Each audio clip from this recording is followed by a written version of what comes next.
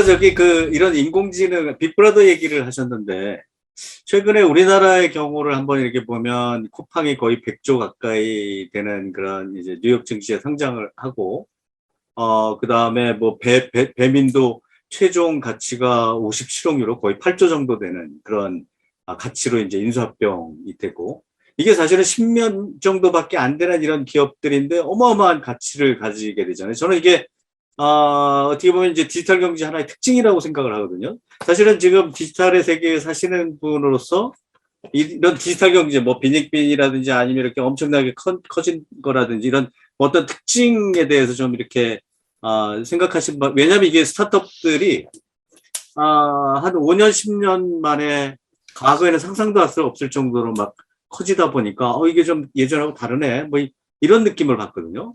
그렇죠. 예.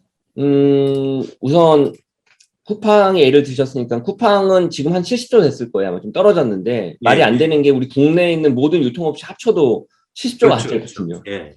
카카오뱅크도 마찬가지예요. 카카오뱅크도 최근 상장한 이후에 우리 국내 1위 금융지주 회사가 KB금융지주거든요. 예. KB금융지주보다 더 높거든요, 사실은. 예. 테슬라도 마찬가지죠. 그렇죠. 테슬라도 상위 5개 자동차 회사 다 합쳐도 테슬라 주가가 안 되니까 말이 안 되는 거죠, 사실은. 그러니까 말이 안 되는 일이 벌어지고 있으니 이걸 어떻게 해석을 해야 될까? 저는 약간의 거품은 있지만 완전히 거품이라고 말하기는 어렵다라고 생각을 하는데 그 이유는 첫 번째는 이 회사들의 잠재력이 있는 거죠. 지금의 매출이나 지금의 수익이 아니라 향후 들여다봐야 될 잠재력, 성장 기회와 성장 그 폭이 워낙 크기 때문에 이게 첫 번째. 그리고 이들의 수익률도 다르거든요. 이들의 수익률 자체가 기존에 우리가 알고 있었던 제조업체나 유통업체의 수익률과 다르다 보니까 첫 번째는 그런 인터넷 기업 특유의 성장 속도와 수익률, 이게 첫 번째 잠재력이 있고, 두 번째는 좀 다른 포인트인데요. 두 번째 다른 포인트는 이들 기업은 기본적으로 비즈니스 모델이 달라요. 보면 쿠팡의 비즈니스 모델만 해도 뭐 우리 교수님은 아마존을 너무 잘 아시니까 아마존은 유통회사가 아니잖아요. 예. 아마존이 가지고 있는 비즈니스 모델만 해도 6, 7개가 넘거든요. 그렇죠. 네, 뭐 제조업도 있고 유통 말 컨텐트 판매도 있고 또 클라우드 비즈니스 AWS도 있고 풀필먼트 사업도 되게 많잖아요. 예. 쿠팡은 그 정도는 아니지만 쿠팡도 그걸 지향하거든요. 쿠팡도 멤버십 기반의 OTT 비즈니스도 뭐 본격적은 아니지만 잠재력을 가지고 있고, 특히 최근 제가 좋아하게 정말 많이 쓰는 쿠팡 이츠 배달이잖아요. 배달도 있고, 그다음 쿠팡 플렉스는 비즈니스 모델은 아니지만 어쨌든 배송과 관련해서 기존과 다른 형태의 BM을 선보인 거고, 또 이 쿠팡 플렉스 같은 경우에는 다른 BM으로 확장 가능성도 있다고요. 마치 택배 물건 배송이 됐든 퀵이 됐든 간에 다른 걸로 영역 확장도 가능하거든요. 그래서 쿠팡은 우리가 들여다봐야 될 게 기존에 있었던 유통업체의 BM이 아닌 다양한 멀티 비즈니스 포트폴리오를 가지고 있다. 저는 그걸 멀티 BM이라고 표현하는데 멀티 비즈니스 모델을 가지고 있다. 그리고 또 글로벌도 지향하고 있잖아요, 쿠팡이. 그렇죠. 예, 배달의 민족도 마찬가지지만. 그래서 최근 10년도 안 된 인터넷 기업들의 뭐 야놀자 포함해가지고 이런 기업들이 뭐 유니콘을 넘어가지고 엄청나게 빠르게 평가받는 이유, 그리고 과하게 회사의 기업 가치가 평가받는 이유는 거품이라고 해석하기보다는 이들이 가지고 있는 잠재력과 멀티 비즈니스 모델의 특징, 이런 것들을 고려를 해서 평가해야 된다, 이런 생각이 좀 듭니다. 이게 어떻게 보면 굉장히 중요한 말씀을 하셨는데, 저도 생각에 요즘 기업들은 자기 나와바리가 없다. 뭐 저는 이런 표현으로 이야기를 하는데, 그게 이제 멀티 BM이라고 하는 걸로 이제 표현을 해주셨고, 사실은 우리나라 기업들도 최근에 들어와가지고는 이제 이 엄청난 잠재력이 있는 이제 글로벌에 대한 부분이 예전보다는 훨씬 더 자유롭다라고 하는 부분 때문에 이 기업들이 얼마큼 성장할지 모르니까 사실 이제 그런 거에 대한 잠재력까지 다 포함해서 회사의 밸류가 정해지는 듯한 느낌이 나네요.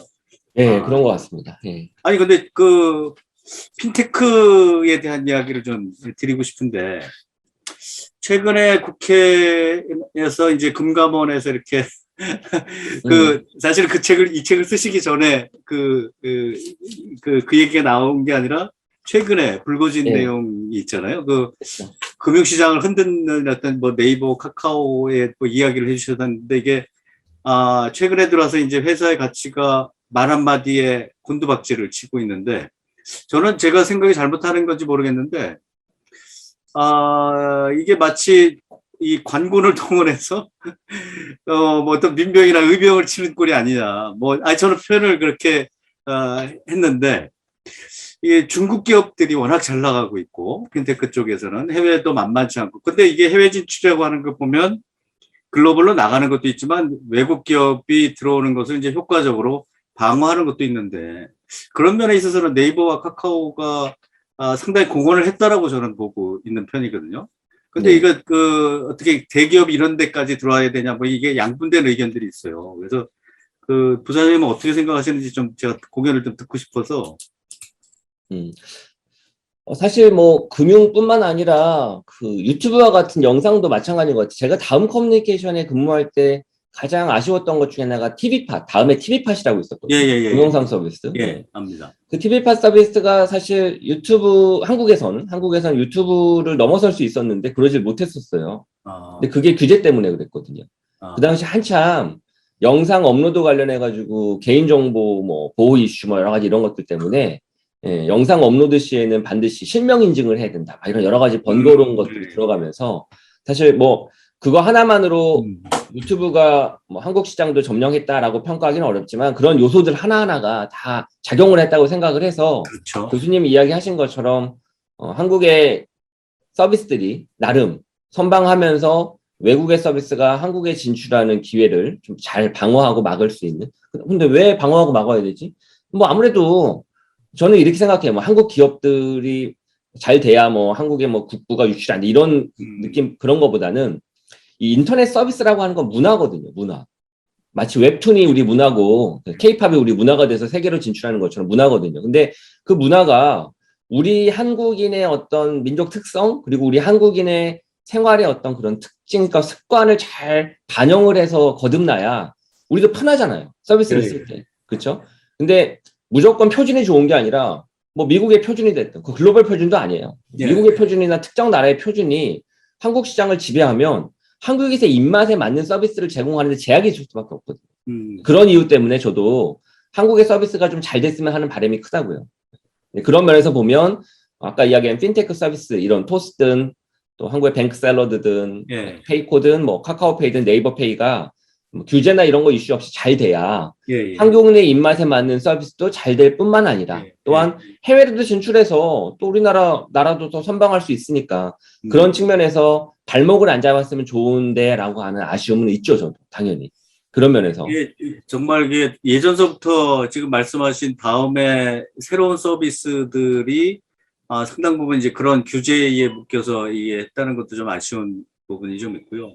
저는 지금 갑자기 그 구태현 변호사께서 쓰신 아주 유명한 책 미래는 규제할 수 없다라고 하는 그 책을 이렇게 보면서 그래도 우리나라는 규제할 수 있어 이런 생각을 가져서 참 아쉬운 면이 굉장히 많습니다. 그래서 네. 지금은 이 우리나라 이제 스타트업들이 이 서비스를 하면서 기본적으로 글로벌에 대한 생각을 하고 있기 때문에 사실은 이제 그런 부분에서 좀 약간 좀 배려를 좀 해야 되지 않을까라는 생각이 좀 들어가고 있습니다. 근데 보면요, 저도 구태현 변호사님이 쓰신 그 책, 되게 재밌게 읽었는데, 저는 이렇게 표현하거든요. 닭의 모가지를 비틀어도 새벽은 온다고. 늘 그런 규제는 피해갔거든요. 예. 규제는 항상, 왜냐면 인터넷 기술 그 자체가 되게 말랑말랑하고 소프트웨어하고 되게 빨라요. 그래서 규제 이슈는 늘 적절한 수준에서 이렇게 피해갑니다. 뭐 한참 우리 골목상권 침해한다고 카카오티가 그 대리 관련해서 서비스할 때도 말 많았는데 막 대리운전 기사들이 막 데모하고 항의하고 막 그랬었거든요. 지금 카카오티에 대리 딱 들어가 있어요, 이미 벌써. 예. 커플도 들어가 있고. 그러니까 조용히 다 들어가거든요. 규제 이슈를 칼날을 피해서 적절하게 또 다 들어간다고요. 더 나아가서는 한참 우리 타다 때문에, 소카 때문에 말 많았었잖아요. 예. 근데 타다도 엄밀히 보면 지금 적절하게 규제 이슈 피해가지고 나름 또 서비스 하고 있다고요. 차량 관련된 서비스를. 네. 그렇게. 이거 아니 부사님 상당히 긍정적이시대요. 저는 또 그러니까, 제가 또 규제를 낳고 막 이러다 보니까. 저는 근데 20년 넘게 이쪽 관련된 시장에서 제가 인터넷 서비스와 사업도 해보고 많은 경험을 하다 보니까 규제는 규제 나름대로 또 이유가 있어요. 왜냐면 너무 갑자기 사회가 시장이 확 바뀌면 그로 인한 충격파가 또 여러 군데서 일어나거든요. 그 충격을 줄여주기 위한 규제는 필요하다라고 생각이 드는데 또 반대급부로 그 규제에 또 대항할 수 있는 기술적 진보가 또 항상 있어 왔어요. 그래서 저는 뭐 지금 규제도 예, 그렇고 예. 성장한다고 봅니다. 양쪽이. 그 아까 말씀하시는 어떤 국가의 기능이나 사회의 기능, 그다음에 어떤 기업의 기능, 뭐 이렇게 이런 스스로 이렇게 돌아가는 하나의 이렇게 정화장치처럼 이렇게 돌아가면 좀 저는 좋겠습니다라고 하는 생각이 좀 들고요. 이게 마치 과거에도 이렇게 똑같은 일들이 있었는데 우리가 그 네이버의 예전에 이제 부동산 사건 때문에 그 상생 이슈가 나와서 굉장히 이렇게 포탈이 그렇죠. 이 고난을 입었었죠. 지금도 거의 뭐 그런 비슷한 게 계속 돌아가고 있는데 잘 처리되리라고 이렇게 생각을 하고 있고요.